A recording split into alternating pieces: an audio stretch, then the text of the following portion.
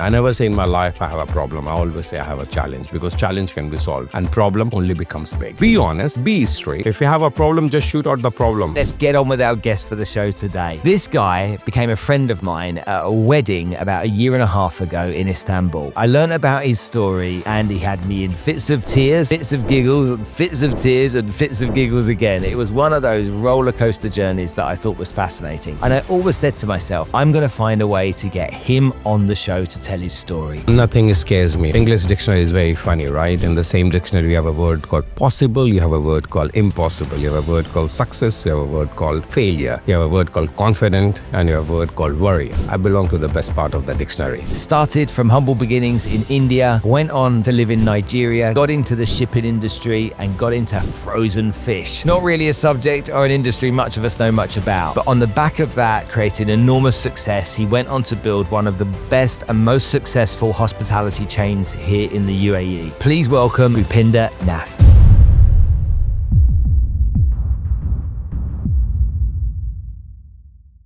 Hi everyone and welcome to this episode of the show. Right, first of all, number one, thank you.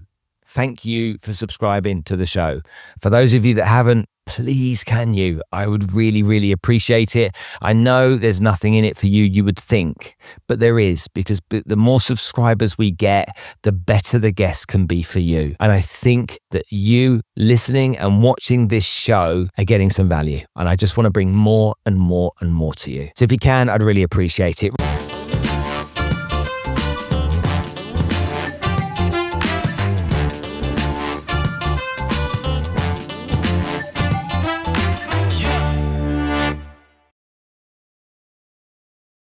This episode is proudly sponsored by Allsop & Allsop, Dubai's leading and largest real estate brokerage. They've been in business for 16 years and they have created 153 millionaires within their organization. The top earners in the company are taking in over 10 million dirhams in commission annually. Now, has that got your attention? Because it gets better. If you're considering a change in career or you're looking for your next step, there literally is only one choice. Life at Allsop & Allsop offers unlimited tax-free earning potential and an unmatched high-performance culture that you'll find in no other brokerage here in the UAE. They're there because they're designed to unlock your full potential. Be trained by the best to become the best. You'll be working with a hand-picked team of real estate experts who really are the best the industry has to offer. There's no wonder they have the strongest retention in the industry. Are you ready to change your life? Get in touch with Allsop & Allsop. Keep moving. Boopy, thank you so much for coming to join us on the show today. Thank you for having me, Spencer. Well, I always wonder when I have friends of mine that come on the show, whether this conversation is going to end up being two blokes falling about laughing, or we're actually going to be really valuable to the audience that are listening to this today. So I hope we have a bit of both. Both. That's what I'm thinking, yeah. I got to meet you a year or so ago at a wedding and we had a good time when we were in Istanbul. And once I started to learn more about your story, I was fascinated with the guy that you are, that to me is just this everyday, ordinary guy with a wicked sense of humor that has gone on to create enormous success in business, in both hospitality and in shipping as well. So what I want to try and bring to the audience today is this story of yours, so that hopefully we can inspire people. Yeah. And hopefully they can take away from this an opportunity to say to themselves, you know what, if he can do it, I can do it. Right. So hopefully we'll get there. Yes, we will get there. So let's go back to India, your humble beginnings. Okay, where did you grow up and what was your childhood like? I'm basically from Bihar, which is in the northeastern part of India. And I belong to a very middle-class family. Just as an ordinary man. And the family was, we are like 4 siblings. And we grew up in Patna, a place called Patna, which is a capital of Bihar. So I belong to India, basically. And I grew up, I did my studies, I did my graduation, every single thing in Bihar. And was childhood good for you? Did you have a loving family? Were you a black sheep in your family? Were you like your dad, like your mum? What was it like for you? Nah, it was a nice and a warm family. Till today, we all are like interlinked with each other. I speak to my older brother, I speak to my 2 sisters who are older than me. I'm the youngest, I'm the naughty. We have the kind of the huge disparity in India between rich and poor. And when you go and visit a place like India, you see this extreme poverty that's there. And when I look at it, I then remind myself of a movie like Slumdog Millionaire. And I go, you know, people sometimes that start with nothing can become something, but I never really know what that ingredient is. So when you think about your story, what was it that made you think, I want to be somebody? Look, my dad was having a tire business and a restaurant business, actually, and he failed it, or rather, I would say the business failed because they had a partnership. So that is why till today in my business, I don't have any partner. That is a lesson learned from my late father. And when you see in a movie Slumdog Millionaire, sometimes they even enlarge it and they do it. But of course, there is a rich and poor, and there is a little bit of a difference between both. Did you want to be one of the rich? Was that a driver for you? Was making money motivational for you, or was there something else that drove you? I would rather say I used to dream big, and I never ran behind money, because when you run for something, it runs away from you. So I always dreamt big and work towards my dream.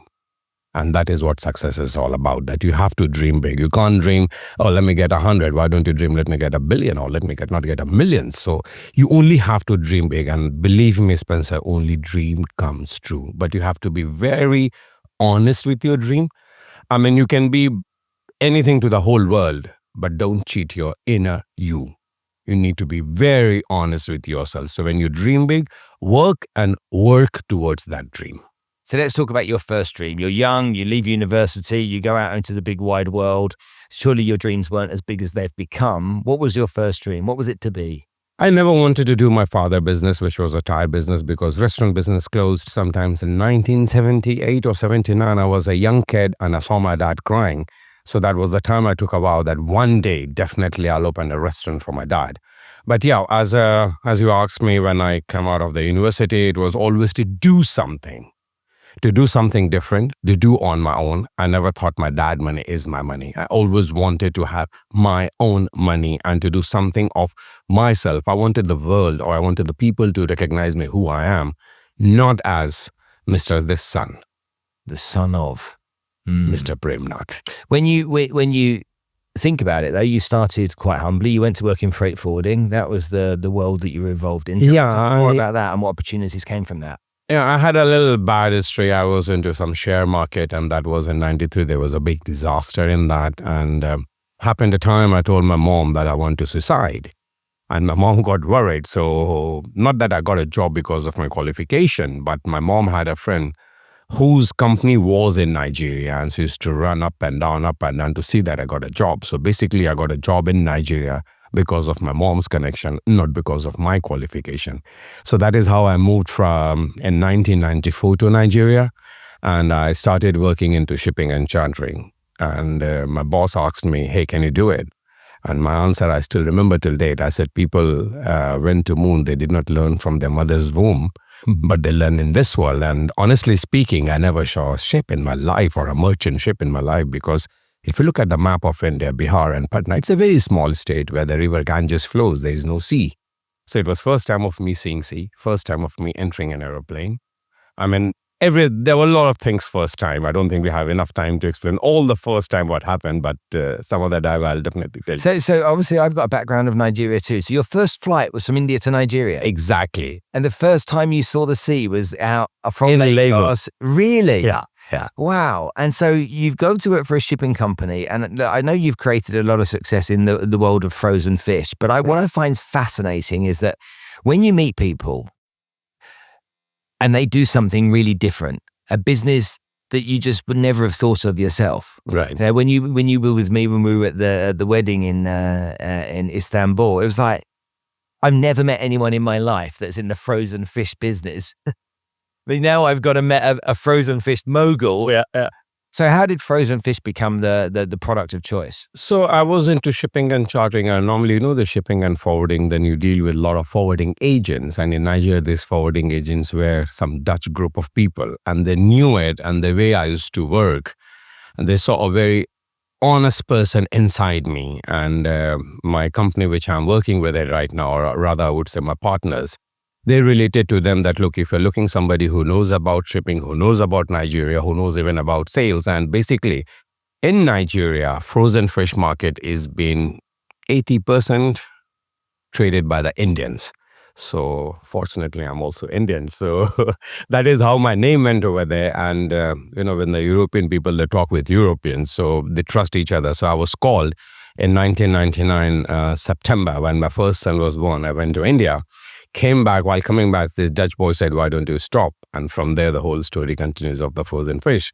So this company did not exist. It's called African Fish. So I had to lay down from starting of the company till the cold room, till all the logistics. And it was not impossible for me because I worked 6 years from 94 till 99.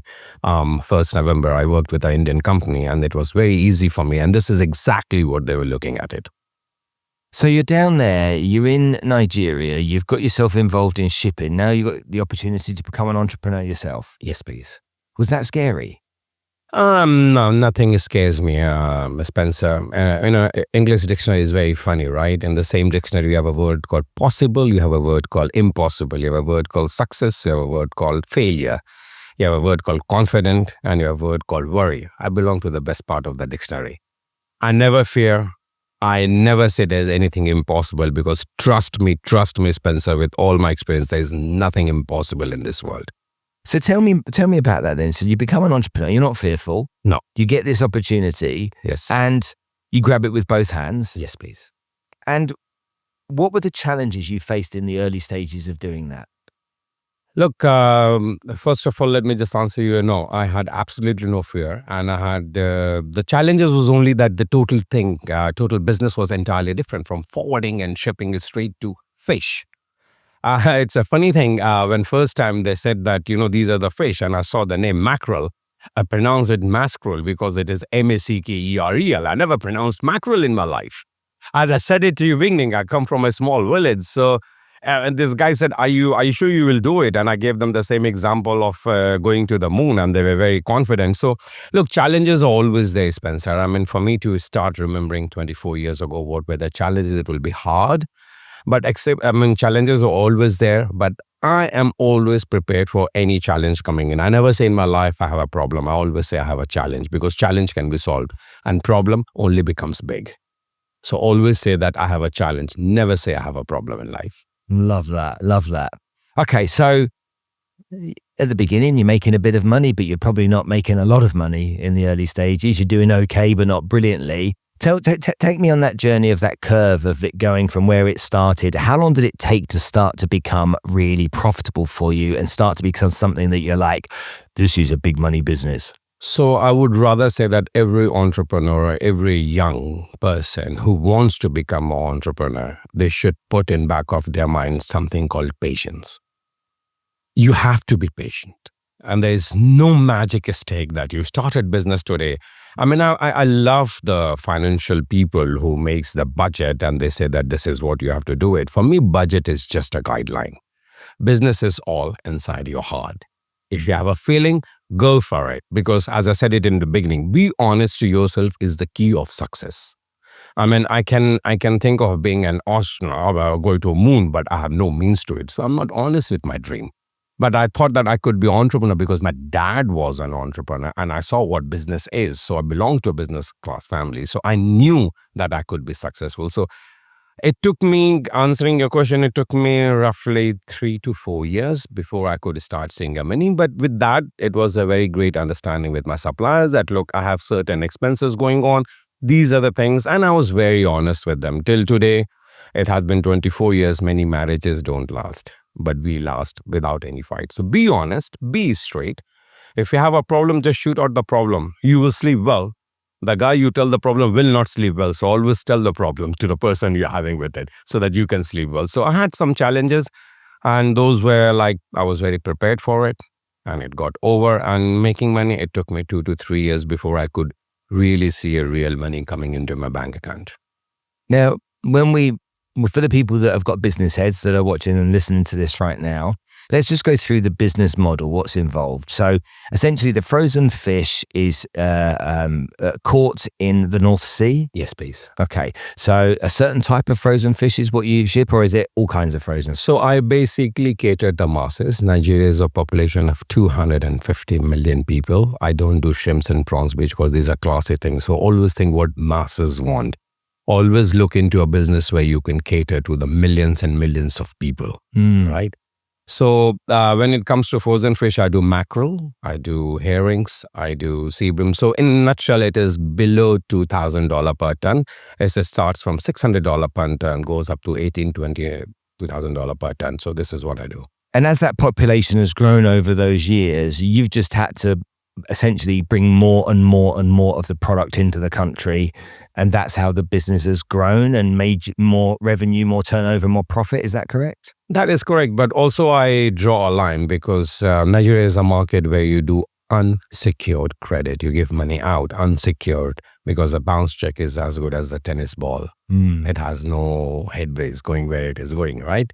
So I limited myself. I knew what I'm good at it. I do normally earn 50 to 60,000 ton of a fish per year from the last 4 or 5 years. More than that, I can do it. But again, I become a financer and I want to be a fish seller, not a financer. So limit yourself, see what you can do to best because everybody has his own limit, right? Even a rubber band, you can't stretch more than what it should. So business and life is just like that. Interesting. So let's understand that in a bit more detail then. So we've got this certain type of fish which we've spoken about that's coming out of the North Sea, that's coming into Nigeria. Right. So you're involved in that process. You've got the supplier, you've got the shipping process done. Right. Were you then responsible for selling the fish to the wholesaler, or was the wholesaler already buying that from you through an order from the suppliers from Holland? How did that work? No, I mean, we charter our own vessel. We charter a reefer vessel, which is ranges from 4,000 ton to 6,000 ton a vessel. We bring it in, we have our own cold room capacity, and from there we do the distribution. So we do ex-Lagos where my cold rooms are. I don't take a responsibility of shipping it to the other part of Nigeria because then the risk is too much involved, right? So bring it to our cold room and from there we sell it to the wholesalers, then it goes to the distributors. So it has like basically I would say 6 to 7 chain before it gets to the end users. So do you essentially have an offtake agreement from the wholesaler then? From my supplier, yes, I do have it, but from the wholesaler, no, definitely not. Because sometimes if, let's say mackerel, if every importer is having it, they're looking for some other fish, so they may just leave you and they may go to the people who are having mackerel or the importers who are having mackerel. So no, we don't have any commitment with them. Okay. Now, I want to give everyone some context here because people must be wondering, why are we talking about fish? Okay, but it's the backstory that's important for people to understand about what happened on the next part of your journey. But yeah, I work in financial services and insurance. It's not very sexy, if I'm really honest with you. You know, it's not that sexy an industry, and I'd argue probably that fish isn't that sexy either as an industry. I know there's lots of money involved, but as an industry itself, it's not that glamorous, is it? You make it glamour. You start loving your business. And honestly speaking, Spencer, I love what I do. That is also one of the great reasons of my success. I don't nag about it because nobody's going to solve me, but they rather make fun of my nagging. Or they may say, this guy's not doing well. He was complaining about that. So be positive. Have a positive attitude to whatever you do. So the fish business is not sexy, but I love it. Okay, fair enough. Now let's move on. You have built this business. It's been successful. How many years? 1999, did you say? 1999, 1st November, I started the company. So you've just gone through 25 years. Indeed. And the 1st of November. We'll celebrate. Wow, how about that? We'll celebrate it, man. So when did you say to yourself, I want more or different or variety or change? When was that conversation that you had with yourself? Or what prompted you to start thinking outside of fish? See, I moved my family in 2008 from Lagos to Dubai, and this is one of the best places where the East and the West, they both meet over here. And you know it very well. You're also from England. You are happy to stay here. So when I moved my family over here, I then thought that there is no need to keep all your eggs in one basket. So let's do something else. And then I was reminded that I always had a dream to open a restaurant for my dad. And I said, what could be a better place than Dubai? There can't be any better place because we have all the big restaurateurs, all the big names are big brands over here. So that is how I decided that let's move our eggs to a couple of different baskets because you never know what happens to one country. And then if you are totally dependent on that, then you are totally messed up, right? So this is what prompted me to start a business in different countries. So Dubai, and then we moved to India. Now we're heading to London. That's the next part of the journey. Okay, so this idea is to start a restaurant in Dubai. You've never started your own restaurant before. Okay, so you see there's a market opportunity. What were the challenges that you experienced going into setting up a restaurant? I mean, how did you think about the theme? How did you think about the food? How did you think about the business plan and the opportunity? What was going on at that time? Because it would have been so new for you. Yes, of course, because I was probably 7, 8 years old when my dad's restaurant closed. Yeah. And I had never studied hotel management and never worked into a restaurant, but I believed in something, which is myself. So before I started the business, it was a very simple thing. I mean, like say, whenever my supplier or anybody used to come, we'll take them. I don't want to name the restaurants, but we'll name XYZ. Let's go to this big restaurant, this restaurant. Never thought of Indian restaurant because Indian restaurant was labeled as too greasy, too full, and Indian food was also labeled as butter chicken, biryani, naan, and kebabs. So the whole idea was to change the perception of Indian food. The whole idea was that why can't an Indian food be one of the restaurant where everybody wants to go to eat sushi, sashimi, ceviches, or Italian? Why don't they love Indian food? And luckily, I met my head chef over there. His name is Himanshu. So it was a long story how I met him and all. No need to bore your viewers. So I met him over here, and then we both sat together, and then we decided that, look, what next we can do, how we can create a different path for Indian food where people will love to come and eat. So when we started up, to answer your question, that challenges, there were a lot of challenges, Spencer. I didn't know how to open up a company over here. I didn't know how to do the lease. I didn't know how to get the chefs. I didn't know how to get the team. I don't know what is called a KOT, which is order taken over. So I had absolutely no idea.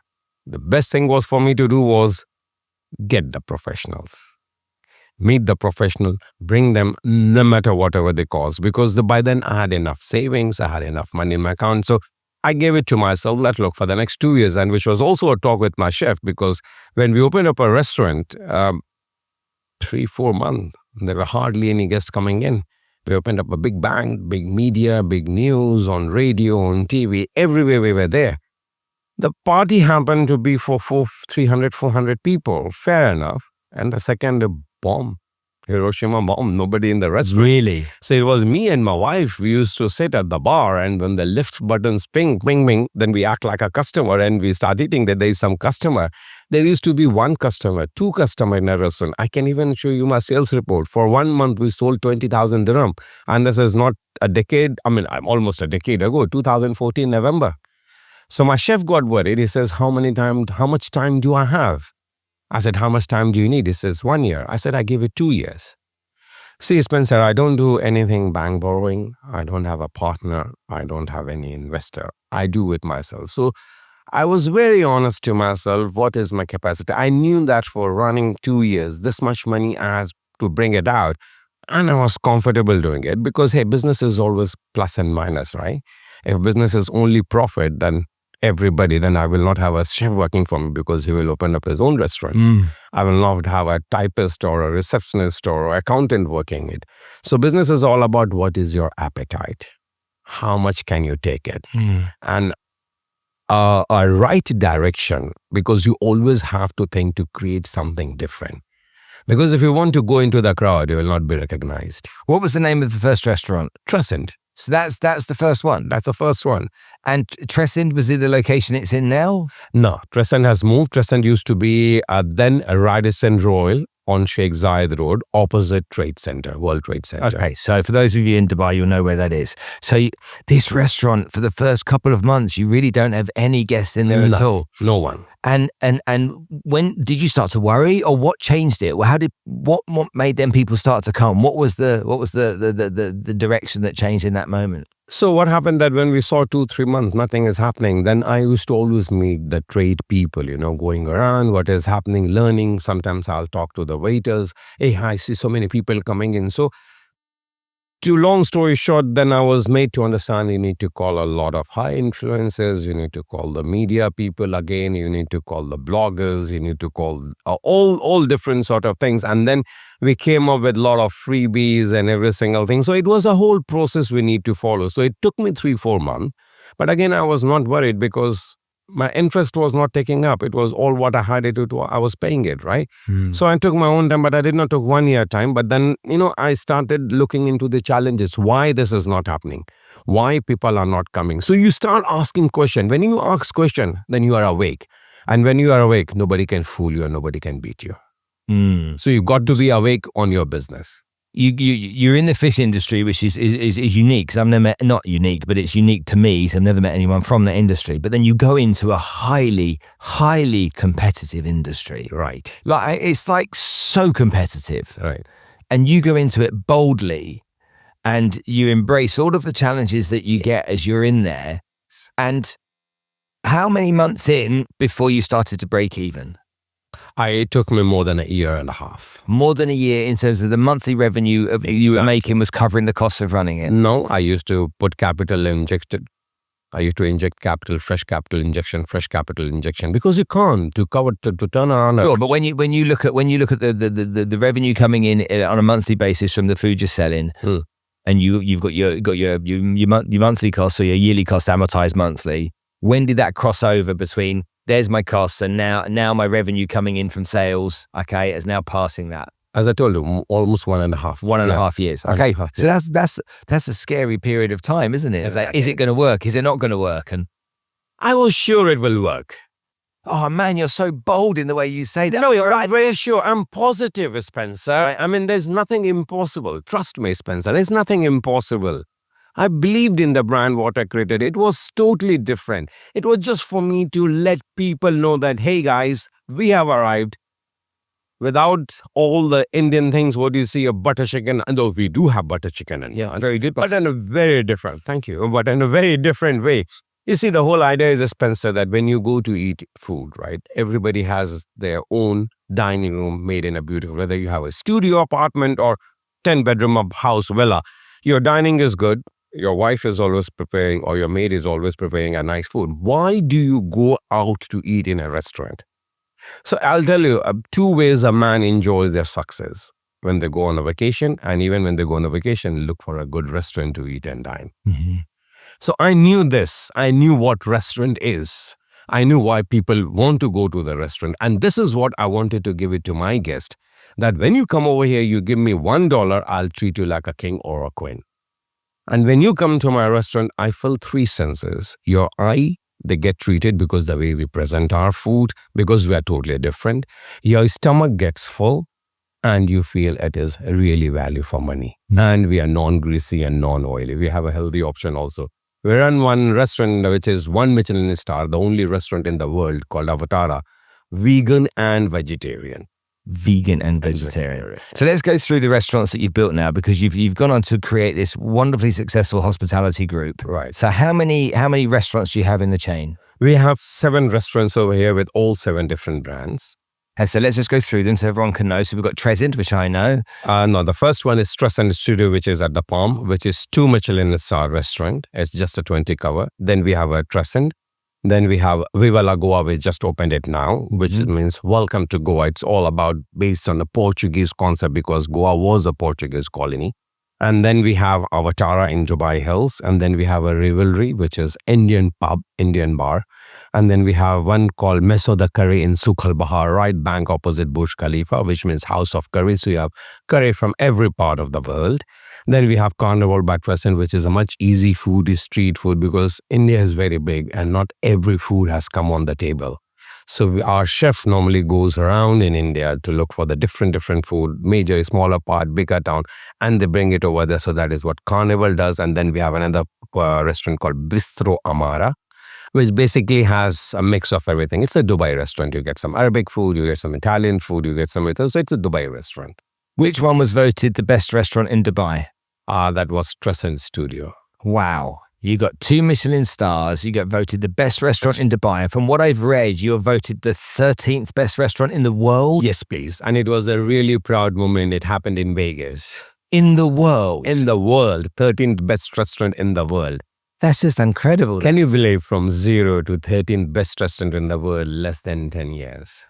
Well, you know what? But in less than 10 years. Less than 10 years. And when you think about that as an achievement, that's huge. Also, the best restaurant in Dubai. I mean, because the competition is so fierce, there's so much on offer here. Right. To sit there and to win those awards, that says something about the business, the people in the business, and the person that had the vision at the beginning of the journey anyway. That is the first thing, the vision. That is more important because many things comes and goes. But when you have vision and you focus on your vision, success will touch your feet. Incredible.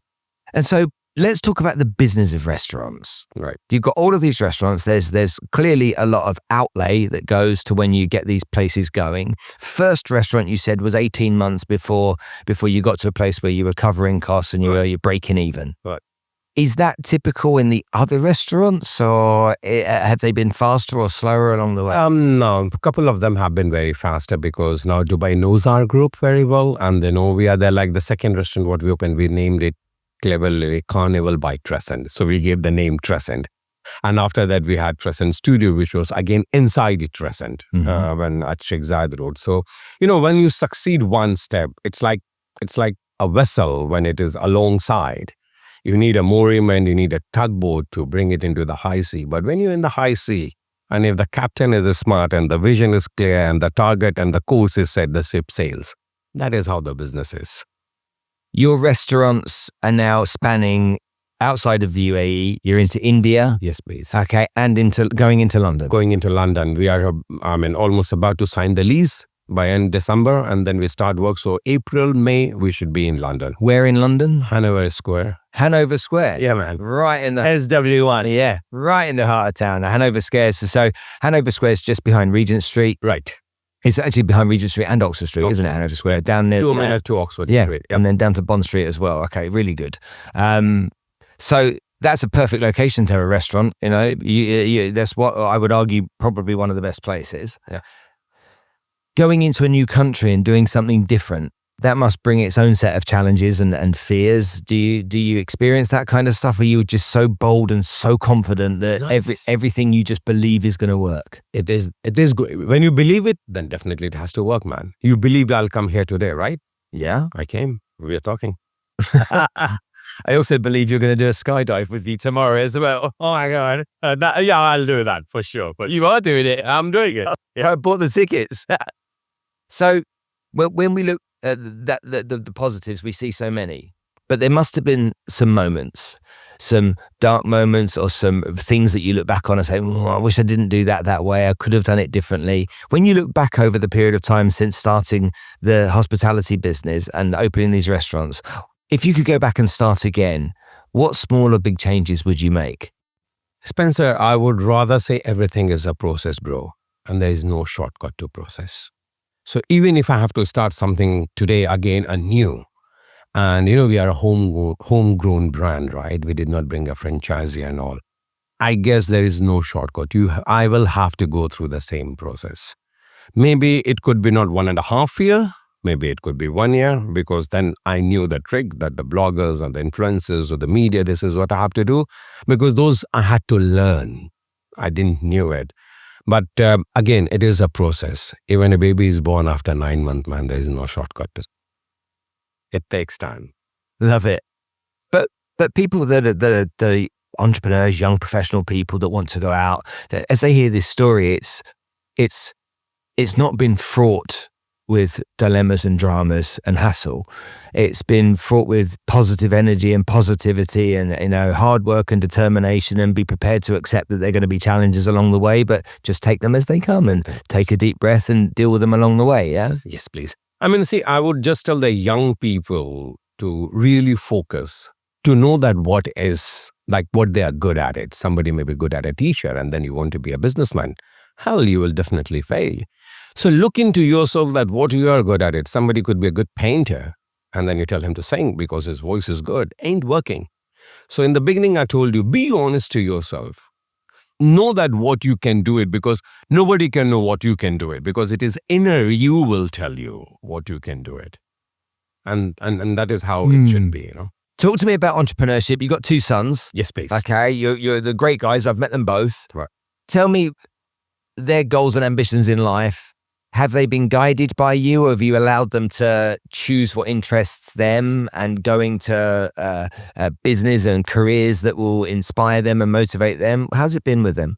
Look, parenting is totally different, right, from business. I mean, of course, we have guided them to be a better person, to be a better student, to be a better human being. And they both are graduate now, to my surprise. And then they are my genes, right? So to my surprise, they both are also inclined into F&B business. So my oldest son is taking a lead for the London project. My younger son has got some franchisee, a big name franchisee. I may not say their name now, for India, the complete India, and he's also taking it to UK. And the best part is when I sit with them, they also want to make their own money.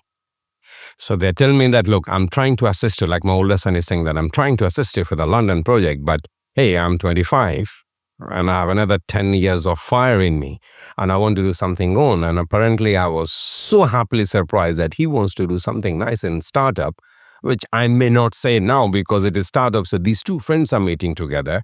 And I told them that, look, the statement itself makes me so happy that he's not digging into the savings which are there, but he wants to create something. And this is exactly who I was when I was 22-year-old, not to go back to my father's business, but do something of my own.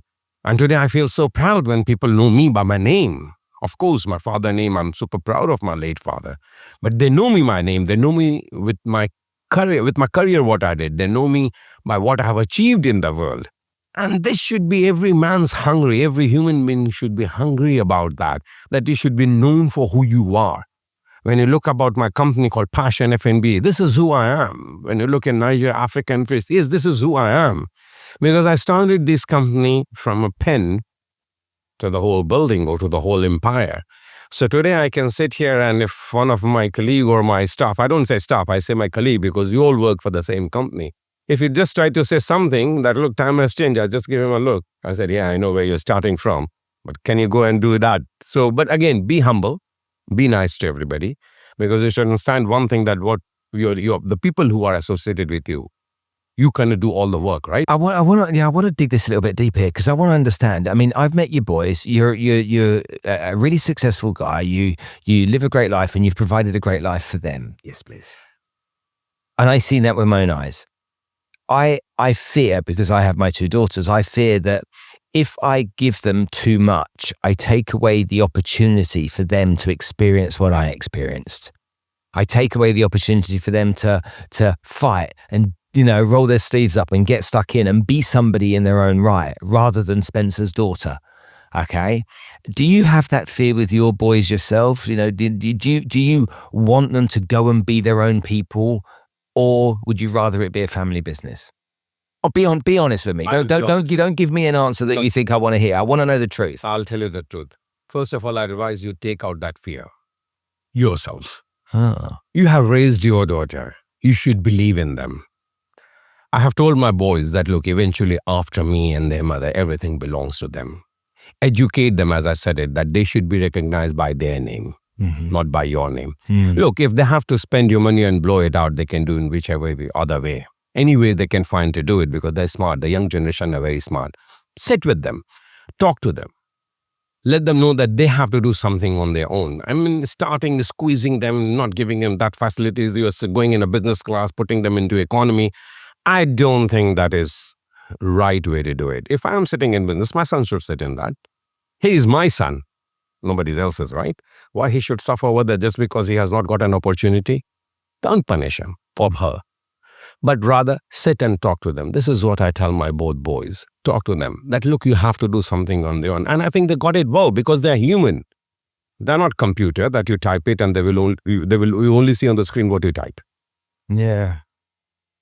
I always have this dilemma around that. It's always a challenge for me. And I always, it's not like I want my kids to sit in economy or anything, but I want them to stand up on their own 2 feet and prove to themselves and to the world that they can be somebody, and then it didn't come because of their mum or their dad. Talk to them. That's the only way you can solve it. Talk to them. Yeah, no, absolutely. Yeah. Okay, let's give some tips. I want to try and educate entrepreneurs. And you've gone from two vastly different businesses. The only thing that joins those two businesses together is people eat fish. Or you cook fish. It is though, isn't it? I joined those two things together. And so for me, I find that your entrepreneurial journey has been so colourful along the way, and in such different areas that if you compare the two businesses, are the lessons the same in each one? Is entrepreneurship, regardless of the industry you're in, just entrepreneurship? Is building a business just building a business, no matter what the industry is? And can anyone do this, or do you require a certain set of skills or a certain characteristic or a certain set of genes? What is it, that people need to know? Faith and belief is the two word I can say. And you don't need any special skill. As I told you that I never knew vessel. I never studied shipping. I never studied restaurant business. I never studied hotel. I'm a bachelor in commerce science. So it's basically just the commerce what I studied. So it's faith, belief. These are the two things you can do. And anybody can do it, Spencer. I started with $200 in my pocket in 1994, 27 July, left for Nigeria. And you're worth what? Guess. Well, no, I have no idea. Just leave the word. I'm very happy man. I mean, it's no need to count word because money comes, money goes. I'm a very happy man. I have a lovely wife. I hope she's happy with me. I have a lovely boys, and I hope too they're happy with me. They love me, and that is my real wealth. This is my net worth. You've just simplified becoming successful. And what I think talking to you teaches me is that maybe it's just having the ability to take action and outwork everybody else. Yes, take an action. Plan it, action it. I posted on social media yesterday 5 things that people should stop doing. And one of those 5 things was overthinking. So there was 5 things listed. One of them was overthinking. And I asked people, which one of these 5 is your problem? And overthinking was over 75% of what people responded with. And I think that overthinking is such a problem for people because they often won't make a decision and won't take action because they keep thinking. And you can say that's perfectionism, but I think it's worry about getting it wrong. It's the fear of failing that people struggle with, and that's why they think so much. You've not had a fear of failing. You've just had a desire to go and do something. Hunger and desire. And let me tell you, overthinking has 2 meanings, Spencer. Let's say if you have done a business and you are thinking and overthinking how to make it successful or how to go about it, it's a very good overthinking. But in the same business, if you have a loss and you're overthinking on the losses side of it, then it has a disaster. So overthinking has 2 meanings. So if you're overthinking how to expand it, if you're overthinking how to draw a roadmap and how to move forward from 1 to 10 or 10 to 100, very good. Keep it up. Keep thinking, keep making plans and work towards that plan. But if you're overthinking, I had a loss. No, there's $100 loss. What about if I have another $200 loss? Then what will happen to my family? Then where will I go? Do I have to sell my house? That's a wrong overthinking. There's one of the companies that sponsors the podcast is called Allsop and Allsop. They're a real estate broker owned by 2 brothers, and I've known them for 20 odd years. And I look at Lewis, who's the founder, and that you and him are very similar. Right. Okay. He just believed, and he just started working. Right. And he never stopped working. And whilst it didn't come to him all at once, he never had any fear that it wouldn't. And he just kept taking next step. And then now he's sitting there with the largest real estate brokerage here in the UAE. Yeah. And I look at that, and it's just like, when you see people that have gone on to do those things, is it youthful enthusiasm? But it's just like this belief that no matter what, even if challenges come your way, even if problems come your way, we'll just work our way through them and we'll keep moving forward. And that's what I find in the conversation with you. Right. Fascinating. It's really interesting to talk to people that have gone on to do varied things like you have and gone on to make something of your career when there was literally a starting point at zero. Yeah. You say $200. To me, it's just like, in England, we would say you're ballsy. But yeah, I love that. I love that about you. Bhupender, look, I can't thank you enough for coming to spend time with me on the show today. I think that people are going to get some real lessons from this, and they're going to love hearing your story, because you've gone on to be an incredibly successful business person here in Dubai. And with the amount of followers you have on social media as well, quite a celebrity too. Thanks for coming on the show. Thanks, Spencer. Thanks for having me. Thank you so much.